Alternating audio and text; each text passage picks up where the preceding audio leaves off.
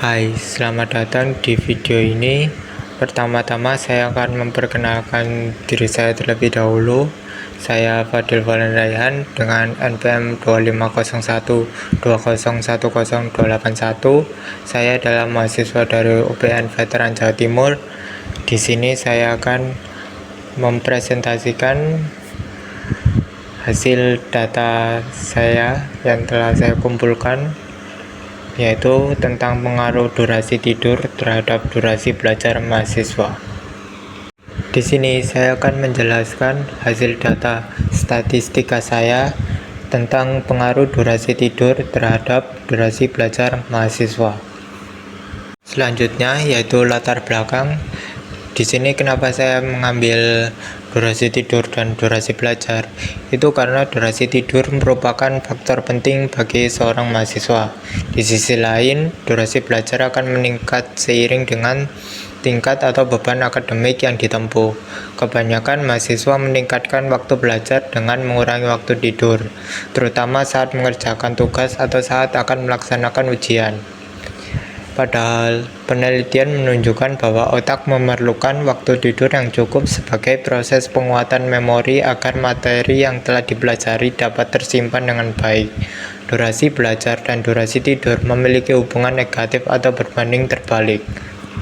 Untuk metode penelitian, data yang saya ambil bersifat kuantitatif, yaitu berupa numerik atau angka, dengan satuan waktu, yaitu jam, dengan durasi tidur diukur sebagai variabel X dan durasi belajar diukur sebagai variabel Y. Untuk objek yang diteliti adalah para mahasiswa UPN Veteran Jawa Timur, khususnya angkatan 2025 yang telah disurvei sebanyak 50 orang. Dan untuk metode pengambilan datanya, yaitu menggunakan pengisian angket melalui link Google Form yang disebar melalui grup atau komunitas di WhatsApp. Setelah kita mendapatkan data dari para responden, data yang kita miliki itu masih berupa data mentah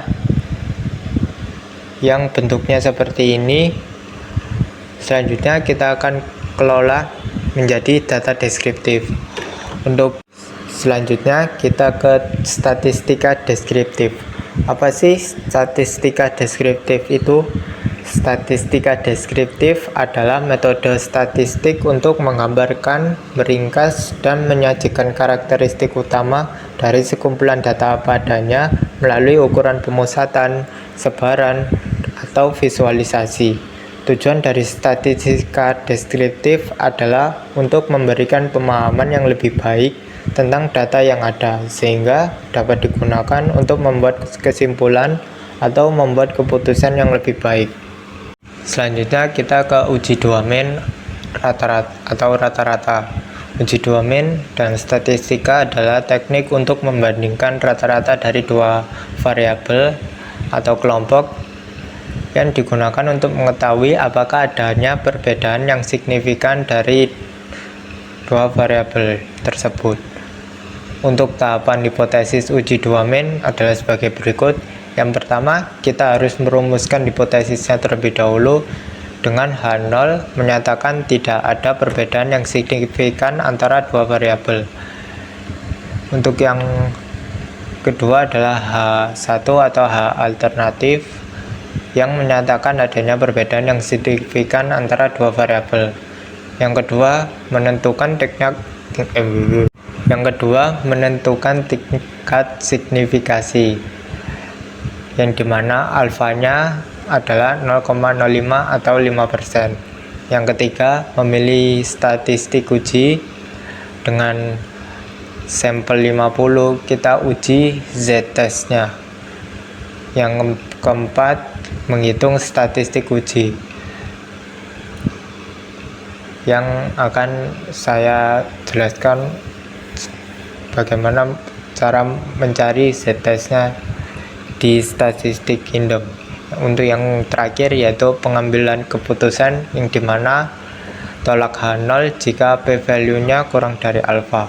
Setelah kita melakukan uji domain, dapat dilihat di sini hasilnya, yaitu z-nya bernilai 5,48 sekian, yang menandakan rata-rata dari durasi tidur itu lebih besar dari rata-rata durasi belajar. Lalu kemudian di sini ada p-value-nya yaitu 0,0 sebanyak 8 kali di belakang koma. Kemudian 415204 yang menandakan p-value-nya itu kurang dari 0,05, sehingga kita dapat mengambil keputusan menolak H0 dan menerima H1, yang berarti dari variabel yang saya ambil menyatakan adanya perbedaan yang signifikan antara durasi tidur dan durasi belajar. Selanjutnya kita ke uji correlation atau korelasi. Uji korelasi adalah teknik statistik untuk mengukur hubungan dan arah hubungan linear antara dua atau lebih variabel. Tujuan dari uji korelasi sendiri adalah untuk mengetahui ukuran kekuatan atau hubungan antara dua variabel. Untuk tahapan uji korelasi yaitu yang pertama kita merumuskan hipotesisnya dengan H0 menyatakan tidak ada hubungan yang signifikan antara dua variabel, dan H1-nya menyatakan adanya hubungan yang signifikan antara dua variabel. Yang kedua, menentukan tingkat signifikasi yaitu alfanya 0,05 atau 5%. Yang ketiga, memilih statistik uji yaitu kita menguji nilai R. Yang keempat, menghitung statistik uji, dan terakhir mengambil keputusan. Setelah saya melakukan uji korelasi, di sini hasilnya dapat kita lihat. Untuk durasi tidur dan waktu belajar memiliki nilai min 0,95 yang dapat diinterpretasikan memiliki nilai yang tinggi, dan hasilnya minus, yang berarti hubungan dari dua variabel ini itu berbanding terbalik, yang dimana saat durasi tidurnya itu bertambah maka durasi belajarnya akan berkurang maupun sebaliknya. Dan untuk p-value nya sendiri itu berada di 0,00 sekian, yang berarti p-value nya itu kurang dari 0,05, yang dapat kita simpulkan menolak H0 menerima H1, yang berarti menyatakan adanya hubungan yang signifikan antara dua variabel. Yang selanjutnya kita ke uji regresi. Uji regresi adalah uji hipotesis untuk mengetahui signifikasi pengaruh variabel bebas terhadap variabel terikat. Untuk tahapan hipotesis uji regresi sama seperti tahapan uji dari yang sebelum-sebelumnya. Yang pertama ada merumuskan hipotesis dengan H0 menyatakan tidak ada pengaruh yang signifikan antara dua variabel, dan H1 menyatakan adanya pengaruh yang signifikan antara dua variabel. Yang kedua, menentukan tingkat signifikasi dengan alfa 0,05. Yang ketiga, melakukan statistik uji. Kita akan melakukan uji Y untuk mencari persamaan dari dua variabel tersebut. Yang keempat, kita menghitung statistik uji, dan yang terakhir kita akan mengambil keputusan. Yang selanjutnya, setelah kita melakukan uji regresi, di sini hasilnya dapat kita lihat. Untuk persamaan Y-nya adalah 16,4874 min 1,8318 X, yang dimana X nya adalah durasi tidur dan Y nya adalah durasi belajar. Untuk F nya sendiri adalah 539,63 sekian, dan R square 0,916, yang berarti pengaruh dari durasi tidur terhadap durasi belajar itu memiliki pengaruh sebesar 0,91 atau 91%, dan sisanya 9%-nya itu dipengaruhi oleh faktor lain. Dan untuk p-value-nya sendiri itu bisa dilihat bernilai 0,0 sebanyak 28 di belakang koma dan 952,045, yang berarti p-value-nya itu kurang dari 0,05, yang berarti dapat kita simpulkan adanya pengaruh yang signifikan antara variabel durasi tidur dengan durasi belajar. Untuk yang selanjutnya ada prediksi. Di sini prediksi adalah proses menggunakan model matematika untuk memperkirakan hasil atau nilai yang belum diketahui di masa depan atau data baru dengan tujuan meminimalkan kesalahan perkiraan. Di sini untuk model matematikanya diketahui dari hasil uji sebelumnya, yaitu uji regresi, di mana y-nya yaitu durasi belajar adalah 16,4874 min 1,8138x, yang dimana x-nya adalah durasi tidur. Di sini kita asumsikan jika waktu tidur 8 jam, maka waktu belajar seseorang adalah 2 jam.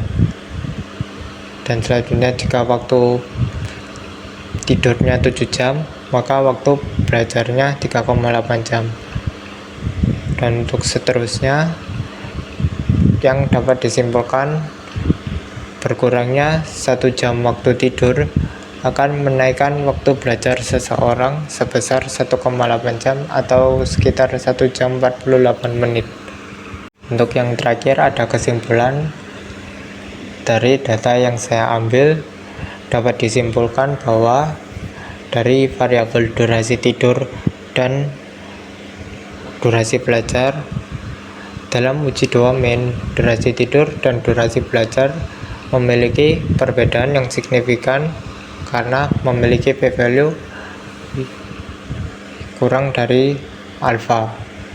Dan dalam uji korelasi, durasi tidur dan durasi belajar juga memiliki hubungan yang signifikan tetapi berbanding terbalik karena memiliki nilai p-value kurang dari A dan nilai korelasinya itu negatif.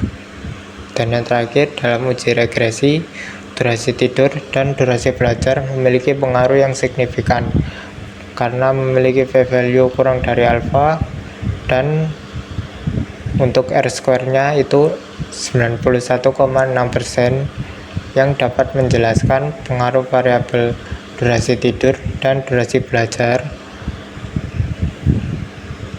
itu memiliki pengaruh yang sebesar 91% dan sisanya 9% dipengaruhi oleh faktor lain. Dan ini ada daftar pustaka yang saya ambil sebagai referensi dari data saya. Terima kasih sudah menonton video ini. Mohon maaf apabila ada kesalahan dalam penggunaan kata. Saya akhiri. Wassalamualaikum warahmatullahi wabarakatuh.